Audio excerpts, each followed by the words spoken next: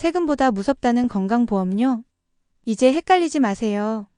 안녕하세요, 어르신들. 편안한 하루 보내고 계신가요?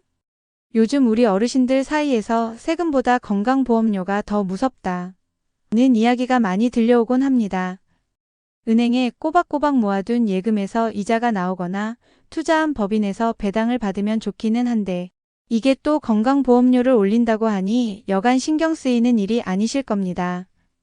어떤 분들은 1천만 원만 넘어도 건보료 폭탄이라던데 하시고 또 어떤 분들은 아니야, 2천만 원까지는 괜찮대 하면서 의견이 분분하시죠?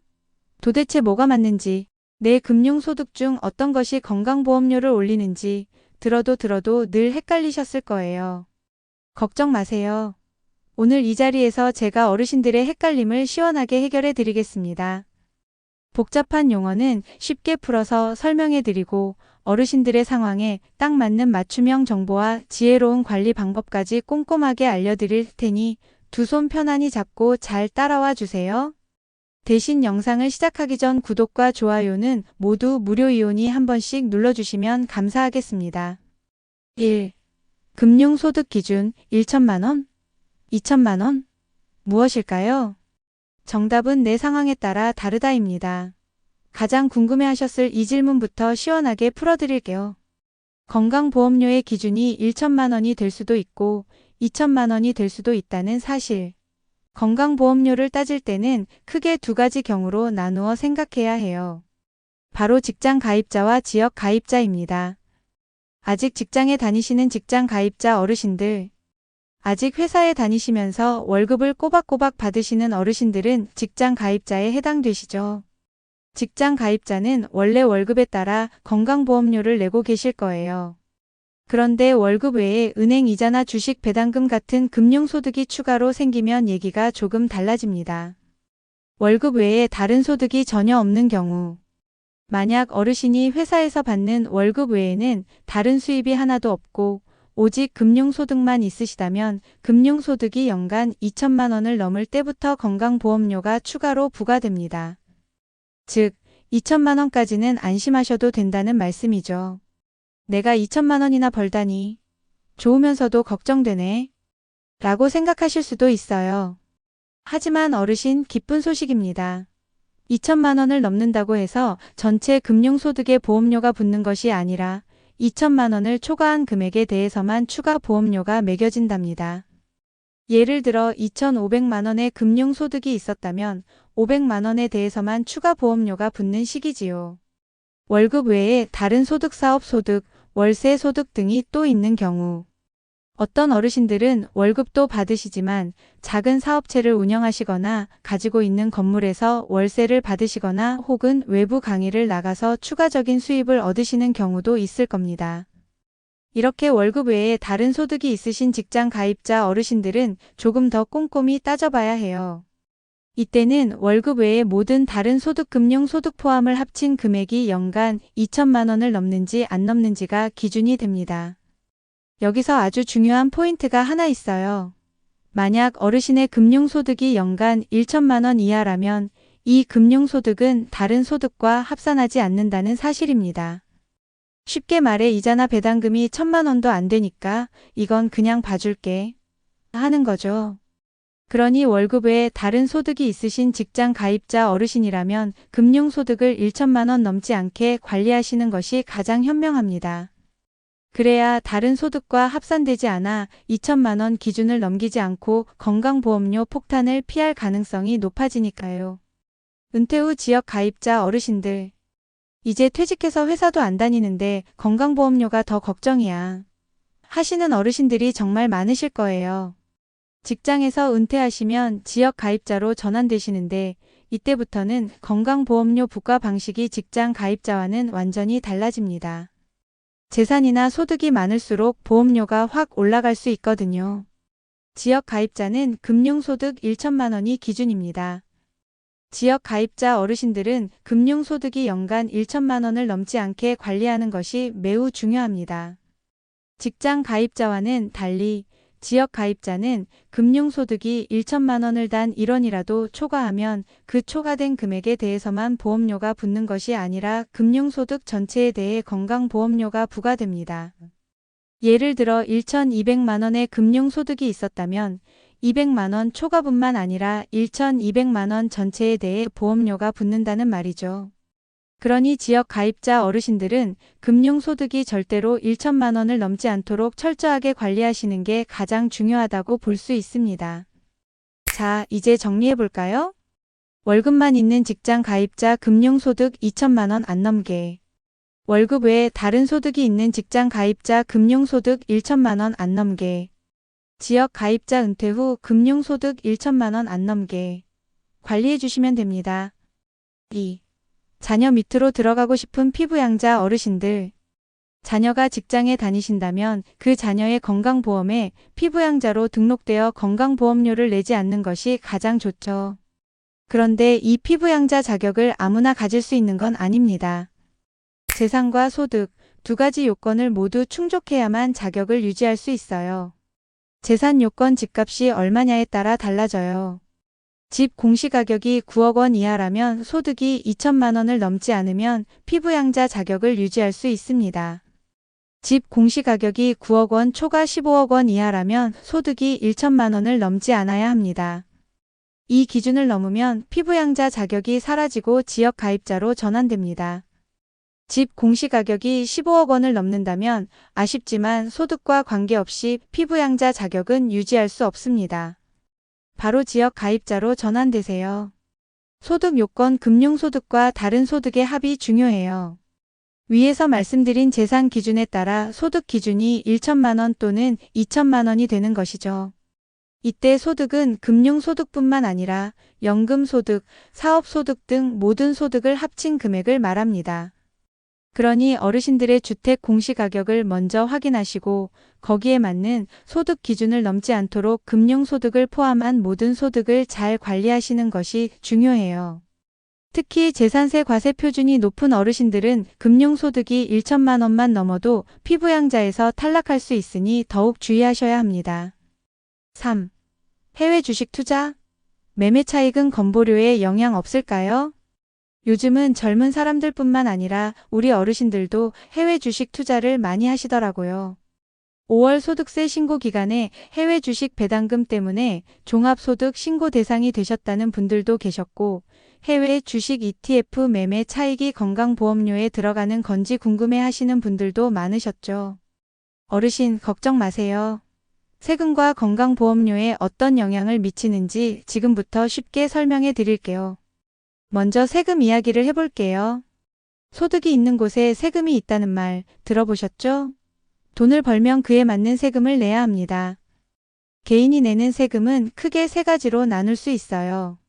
먼저 종합소득세는 이자, 배당, 사업, 근로, 연금, 기타 소득 등을 모두 합쳐서 내는 세금입니다. 양도소득세는 주택이나 토지 같은 부동산 또는 주식 등을 팔아서 생긴 이득에 대해 내는 세금입니다. 마지막으로 퇴직소득세는 직장에서 퇴직하면서 받은 퇴직금에 대해 내는 세금입니다. 여기서 중요한 점은 양도소득과 퇴직소득은 종합소득과 합산하지 않는다는 거예요. 이걸 분류과세라고 하는데 이 두 가지 소득은 일시적으로 발생하는 소득이라 다른 소득과 섞지 않고 따로 세금을 매긴다는 뜻입니다. 바로 이 분류과세 덕분에 양도소득과 퇴직소득은 건강보험료에 영향을 미치지 않습니다. 아주 좋은 소식이죠?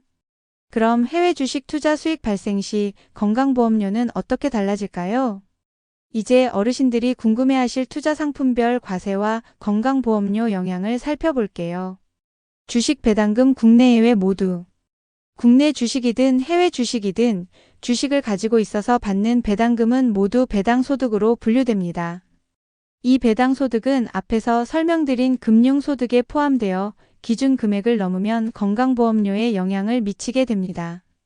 ETF 투자 주식과 비슷하다고 생각하세요. ETF는 주식과 비슷하게 생각하시면 됩니다. ETF를 통해 받는 배당금 역시 배당소득으로 분류됩니다. 매매차익 팔아서 남은 이익. 국내 주식 매매차익 대부분의 경우 세금이 부과되지 않습니다. 단, 아주 큰 주식을 가지고 있는 대주주는 예외입니다. 해외 주식 매매 차익 이건 양도소득세로 과세됩니다. 그리고 위에서 말씀드렸듯이 양도소득은 건강보험료에 영향을 주지 않습니다. 해외 상장 ETF 매매 차익 해외 주식과 똑같이 양도소득세로 과세되어 건강보험료에 영향이 없습니다. 국내 상장 해외 주식 ETF 매매 차익 이게 조금 복잡해요. 국내 증권사를 통해 해외 주식에 투자하는 ETF를 샀을 때 얻는 매매 차익은 놀랍게도 배당소득으로 분류됩니다. 따라서 이 수익은 금융소득에 포함되어 건강보험료에 영향을 미칠 수 있습니다. 정리하자면 해외 주식 매매 차익은 건보료에 영향 없음. 양도소득으로 분류.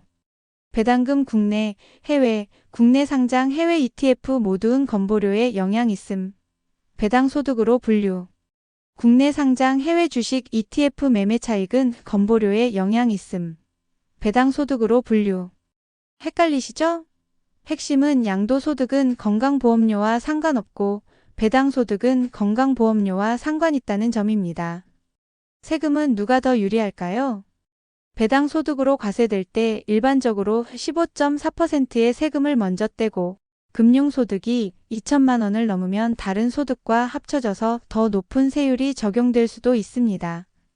양도소득으로 과세될 때 지방소득세 포함해서 22%의 고정된 세율이 적용됩니다.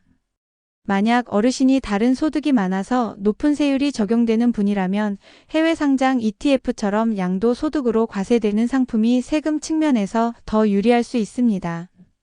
반대로 다른 소득이 적고 배당소득이 2천만 원을 넘지 않는다면 15.4% 원천징수로 끝나는 국내 상장 해외 주식 ETF가 유리할 수도 있겠네요. 결론적으로 내 상황에 따라 어떤 투자 상품이 더 유리한지 잘 따져봐야 한다는 말씀입니다. 4. 건강보험료 폭탄 얼마나 되는 건가요? 친절한 케이스별 계산. 복잡하게 설명은 들었는데 그래서 도대체 나한테는 얼마나 더 나온다는 거야? 이렇게 생각하시는 어르신들을 위해 몇 가지 실제 사례를 통해 대략적인 금액을 계산해 드릴게요. 이렇게 직접 숫자를 보면 훨씬 이해하기 쉬울 겁니다. 케이스 1 억대 연봉 직장인의 금융소득. 상황 아직 회사에 다니면서 연봉 1억 4천만 원을 받으시는 분이 금융소득이자 배당 등이 2,500만 원이 발생했다고 가정해 볼까요? 이분은 금융소득이 2천만 원을 넘었으니 추가적인 세금과 건강보험료가 나올 거예요. 결과 추가 세금 대략 110만 원 정도 더 내게 됩니다. 추가 건강보험료 연간 약 40만 원, 한 달에 약 3만 3천 원 정도 더 내게 됩니다. 어르신 어떠세요? 억대 연봉의 금융소득도 많으니 엄청난 세금 폭탄, 건보료 폭탄을 예상하셨을 수도 있을 텐데요. 의외로 생각보다는 부담이 덜하죠? 왜냐하면 2천만 원을 초과한 500만 원에 대해서만 추가 세금과 보험료가 붙기 때문입니다. 케이스 2 연봉은 적지만 금융소득이 많은 직장인의 세금. 상황 연봉이 3천만 원이신 분인데 금융소득이 무려 4천만 원이나 발생했다고 가정해 봅시다. 결과 추가 세금 놀랍게도 추가로 낼 소득세는 발생하지 않습니다. 왜냐하면 이분의 소득세율이 금융기관에서 미리 떼는 원천징수 세율 15.4%보다 낮아서 오히려 세금을 돌려받거나 추가로 낼 세금이 없는 경우가 생길 수 있기 때문입니다. 추가 건강보험료 금융소득 2천만 원 초과분 2천만 원에 대해 약 8%의 보험료가 부과되어 연간 160만 원, 한 달에 약 13만 3천 원 정도 더 내게 됩니다. 어르신 어떠세요? 금융소득이 4천만 원이나 되는데도 추가로 낼 소득세가 없다는 게 신기하죠? 하지만 건강보험료 부담은 꽤 커진다는 것을 알 수 있습니다. 케이스 3 은퇴 후 지역 가입자의 금융소득. 상황 이제 은퇴하셔서 다른 소득은 없고 오직 은행 예금에서 이자 소득만 발생하시는 지역 가입자 어르신을 예로 들어볼게요. 경우 1 예금 2억 5천만 원 이자 소득 1천만 원. 연 4% 이자율이라고 가정하면 이자 소득이 딱 1천만 원 발생합니다. 이 경우 이자 소득세 15.4%인 154만 원만 내고 추가되는 건강보험료는 없습니다. 왜냐하면 지역 가입자의 금융소득 기준인 1천만 원을 넘지 않았기 때문이죠. 경우 이 예금 3억 원 이자 소득 1,200만 원. 같은 조건에서 예금을 3억 원으로 늘리면 이자 소득이 1,200만 원이 발생합니다. 이 경우 이자 소득세 15.4%인 184만 8천 원을 내야 합니다. 여기에 이자 소득이 1천만 원을 넘었기 때문에 1,200만 원 전체에 대해 약 8%의 건강보험료인 96만 원이 추가로 부과됩니다. 어르신 어떠세요? 예금 5천만 원 차이로 추가 건보료 96만 원이 발생하니 지역 가입자에게는 1천만 원 기준이 정말 중요하죠? 직장 가입자와는 달리 금융소득 1천만 원을 넘으면 전체 금액에 대해 보험료가 붙기 때문에 차이가 아주 크게 느껴질 수 있습니다. 5. 그래서 어떻게 관리하라는 거야? 건강보험료 관리의 지혜로운 결론. 자, 이제 어르신들께서 결국 이 복잡한 걸 어떻게 관리하라는 거야? 라는 질문이 생기실 거예요. 제가 오늘 말씀드린 모든 내용을 종합하여 어르신들의 건강보험료 부담을 줄이는 지혜로운 관리 방법을 딱 3가지로 정리해 드릴게요. 첫째, 내 상황에 맞는 기준 금액을 꼭 기억하세요. 월급만 받으시는 직장 가입자 어르신 금융소득이 2천만 원을 넘지 않게 관리하는 것이 좋습니다. 월급 외에 다른 소득사업, 월세 등이 있으신 직장 가입자 어르신 금융소득이 1천만 원을 넘지 않게 관리하는 것이 아주 중요합니다. 은퇴하신 지역 가입자 어르신 금융소득이 무조건 1천만 원을 넘지 않게 관리하셔야 합니다. 지역 가입자에게 1천만 원은 정말 중요한 기준입니다. 둘째, 부부간 금융자산 분산을 적극 활용하세요. 어르신들의 금융소득이 기준 금액에 아슬아슬하게 걸려 있다면 배우자와 금융자산을 나누어 예치하거나 투자하는 것을 적극 고려해 보세요.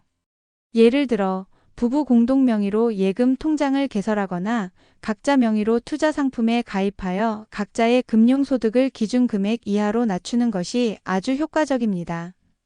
이렇게 하면 한 사람에게 소득이 집중되어 건강보험료가 확 올라가는 것을 막을 수 있답니다. 셋째, 절세 계좌를 똑똑하게 이용하세요. 요즘 같은 고령화 시대에는 건강보험료뿐만 아니라 세금 문제도 정말 중요하죠. 다행히 정부에서는 어르신들의 노후 자산을 지켜드리기 위해 다양한 절세 계좌를 만들어 두었습니다. ISA 개인종합자산관리계좌, IRP 개인형 퇴직연금, 연금저축계좌 같은 상품들을 적극 활용하세요. 이 계좌들은 일정 금액까지는 세금을 내지 않거나 세금을 늦게 내거나 낮은 세율로 내게 해주는 아주 착한 계좌들입니다.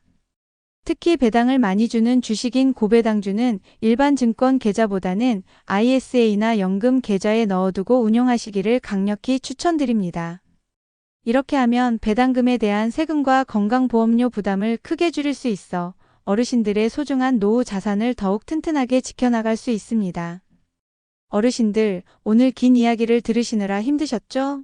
하지만 건강보험료는 우리 삶의 아주 중요한 부분이기 때문에 이렇게 꼼꼼하게 알아두는 것이 정말 필요합니다. 건강보험료는 단순히 나가는 돈이 아니라 우리 모두의 건강을 지켜주는 소중한 버팀목입니다. 현명한 금융관리를 통해 불필요한 부담은 줄이고 어르신들의 소중한 자산을 더욱 굳건히 지켜나가시기를 진심으로 바랍니다. 오늘 알려드린 정보가 어르신들의 건강하고 행복한 노후 생활에 작은 보탬이 되기를 바라며 궁금한 점이 있으시면 언제든 다시 찾아주세요.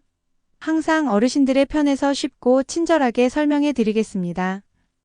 지금까지 시니어 복지TV의 이미선 팀장이었습니다. 건강하세요.